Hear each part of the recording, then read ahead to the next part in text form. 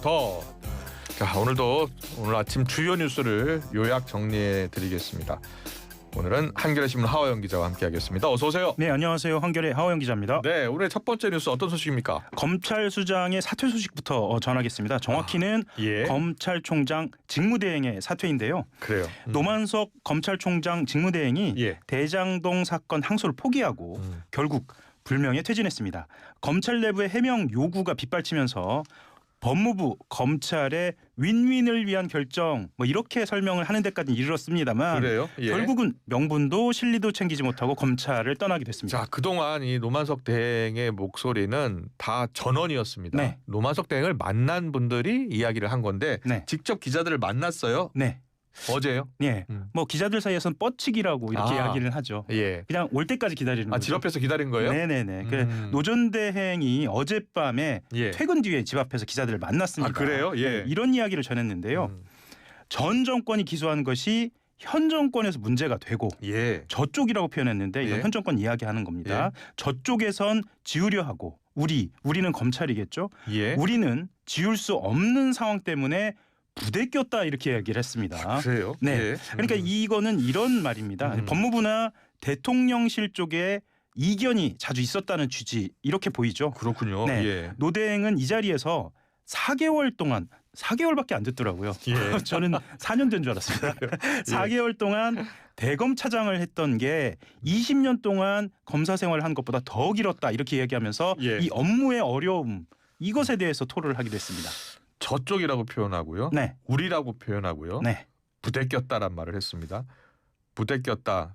부대낀 과정을 좀 정리해 주세요. 예, 7일로 거슬러 올라갑니다. 예. 이 7일이니까요. 이게 아마 본인한테는 6개월로 느껴졌을 것 같기도 합니다. 그렇겠네요. 예, 예. 지난 7일에 대장동 일당 5인방 사건에 대한 항소 포기를 결정을 했습니다. 예. 그러면서 이제 검찰 안팎의 비판이 쇄도를 예. 했고요. 예. 그래서 이제 이틀 뒤입니다. 9일에 법무부의 의견도 참고했다. 이렇게 얘기하면서요. 아, 예. 예, 검찰총장 대행인 저의 책임, 본인의 책임을 밝혔습니다. 예. 책임하에 서울지검장과 협의를 거쳐서 내린 결정이다 이렇게 밝혔습니다. 네. 그런데 여기서 끝나지 않았죠. 그렇죠. 네네. 또 다른 말을 했었잖아요. 예. 일단은요. 예. 일단은 정진우 서울중앙지검장이 사퇴하는 것부터 시작입니다. 아, 예. 예. 그 다음에 곧바로 전국 검사장 18명이 항소 포기 결정에 대해서 해명하라. 예. 이렇게 이야기를 했습니다. 예. 그리고 아주 상징적인 상황이 벌어졌는데요. 10일에는 노 대행을 직접 보좌하는 대검 보좌진, 그러니까 부장급들이죠. 사무실로 몰려갔다. 이런 몰려갔다는 표현 잘 안 쓰거든요. 네, 보도에서 몰려갔다 이런 표현을 썼습니다. 몰려갔는데 야. 자 여기서 이런 말이 나옵니다. 예. 중앙지검장만 마음을 바꿔주면 법무부와 검찰의 윈윈이라고 생각했다. 예. 그게 검찰을 위해서도 낫지 않느냐라고 말을 한 게 전해졌습니다. 본인 이야기는 아니고요. 그래요. 예. 여기서 윈윈이라는 말을 조금 설명을 드려야 할 것 같은데요. 윈윈이 뭘까요? 그러니까 항소 포기를 하고 예. 그것에 대한 대가로 검찰이 무언가를 받을 수 있지 않느냐라는 이야기입니다. 아. 밖에서는 검찰의 보안수사권으로 알려져 있지만 예. 이것도 정확치는 않습니다. 구체적으로 보안 수사권 이야기를 한 건 아니겠죠. 예. 그러니까 알겠습니다. 내부적으로만 윈윈 하니까 한쪽도 가져가고 한쪽도 가져가는 것이다. 예. 이렇게 이야기하는데 이것에 대해서 자세히 이야기를 안 하고 있는 알겠습니다. 겁니다. 자, 예. 법무부의 의견을 참고했다라고 했는데 조금 더 구체적인 말도 했나 봐요. 이진수 차관이 법무부 장관의 수사지휘권을 언급했다? 예. 그러니까 말하자면 예. 법무부에 외압이 있었다라는 식으로 이것도 분명하지 않습니다. 네. 계속 분명하지 않은 말만 계속 되고 있어서 그래요? 예. 저도 좀 답답한데요. 예. 그렇게 해명을 한 겁니다. 차관이 장관의 수사지휘권을 언급했다. 이렇게 이야기를 한 것에 대해서 예. 사실 이것도 곧바로 반박당합니다. 음. 이진수 차관이 직접 국회 법제사법위원회에 출석해서요. 예. 이것과 관련된 질의를 받고 총장 대행에게 전화한 것, 한 차례 전화한 것 맞다. 예. 이렇게 얘기하면서 당시에 수사지휘권 발동이 아니라는 걸 분명히 밝혔다. 그리고 예. 장관의 신중 검토 의견을 전달을 했고 예. 검토 후에 의견을 달라고만 언급했다. 이렇게 이야기를 한 겁니다. 아, 그런데 이게 말을 하는 사람은 그렇게 이야기해도 듣는 사람은 다르게 해석할 수 있는 거잖아요. 아 그래서요. 예. 근데 저도 취재를 좀 해외온 입장에서 저도 벌써 20년이 됐더라고요. 도저히 싶어 보니까요. 예. 의견을 전달하면 이것에 대해서 어떻게 받아들일까? 그렇죠. 근데 지금 상황은 약간 뉴노멀로 받아들여야 하지 않냐라는 생각은 좀 듭니다. 예, 예전의 상황 같았을 때는 의견이 전달됐다라고 하면 특히 법조 기자들은 예. 이건 외압이다라고 판단하는 경우가 종종 있었습니다. 그래요. 예. 예, 그런데 저도 좀 요즘 현장에서 느끼는데요.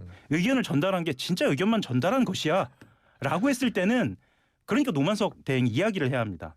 이 의견이 진짜 외압이었는지 그래요. 아니면 정말 의견이었는지. 그러니까 네. 정성호 장관이 심중 검토하라는 이야기를 했다는 거 아니에요. 네네네. 그 심중 검토를 진짜 심중 검토하고 항소해야겠다라고 네. 항소하면 되는 것인지 네. 아니면 심중 검토하라는 게 하지 말라는 것인지 이제 그거를 이제 본인이 판단을 하면 되는 거 아니에요. 네. 그러니까 정성호 의원의 개인적인 어떤 성향도 좀 있습니다. 예. 뭐냐면 정성호 의원이 굉장히 직선적이거든요. 예. 그래서 그냥 뭐 이 정도는 이야기하는 것 해도 되는 거 아니야? 그러니까 정무적인 판단보다는 예. 진짜 그냥 하고 싶은 말을 한 것일 수도 있습니다. 그래요. 그래서 예. 다시 돌아가면 네. 노만석 대행이 빙빙 돌려 얘기하지 말고 예. 직접 이야기를 하면 됩니다. 외압이 있었는지 예. 그 의견이 본인은 어떻게 받아들여졌는지.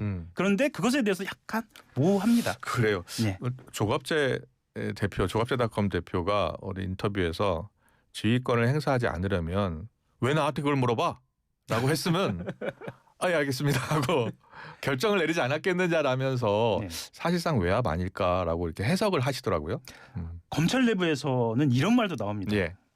답답한 거죠. 그러니까 뭐냐면 사표를 내고 나가는 상황에서 예. 그 경위 그러니까 항소포기 경위를 얘기하지 않으면 어떡하냐. 그러니까 이거 어떻게 된 건지 얘기하라 이런 겁니다. 자, 알겠습니다. 여러 가지 예. 해석이 엇갈리고 있는 상황인데요. 예. 자, 여야 반응은 어떻습니까? 민주당은 노 대행의 사의 표명에 대해서 일단 상황은 지켜보겠다. 이러면서 예. 별도 입장은 내지 않았고요. 국민의힘은 즉각 반발하는 입장입니다. 뭐라고 했냐면은요. 이재명 대통령 방탄을 위한 전형적인 꼬리 자르기다.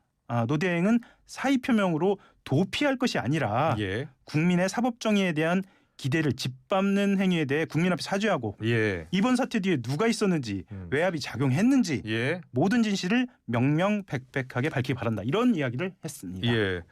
민주당은 아주 강하게 반응하고 있던데요. 정청래 대표는 겁먹은 개가 요란하게 짖는다. 검사 징계법도 바꾸겠다. 검사도 파면할 수 있도록. 예, 지금 말씀하신 거는 이 사의 표명에 대한 이야기는 아니고요. 예. 그러니까 집단 반발, 검사들이 집단 검사들 반발에 항명. 그렇죠. 예. 그것에 대해서 말씀하셨던 것처럼 항명이자 국기문란이다 이런 태도를 견지하고 있습니다. 예. 그래서 사실은 같은 공무원인데 예. 검사는 파면당하지 않는다.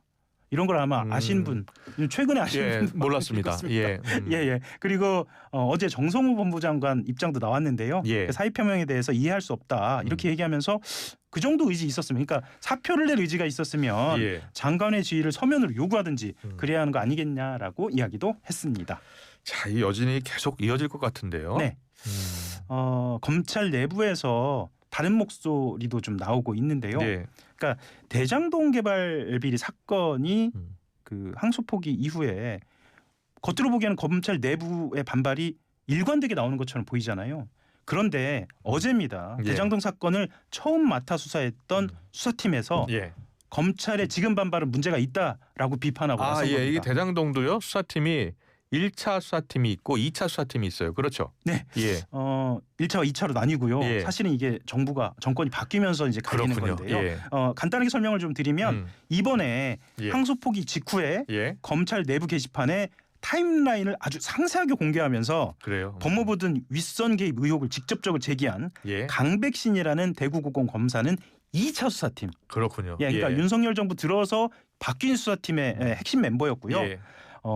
대장동 개발 비리 의혹 수사는 문재인 정부 문재인 정부 때, 그러니까 2021년 9월인데요. 경선 때 나왔었잖아요. 네네네.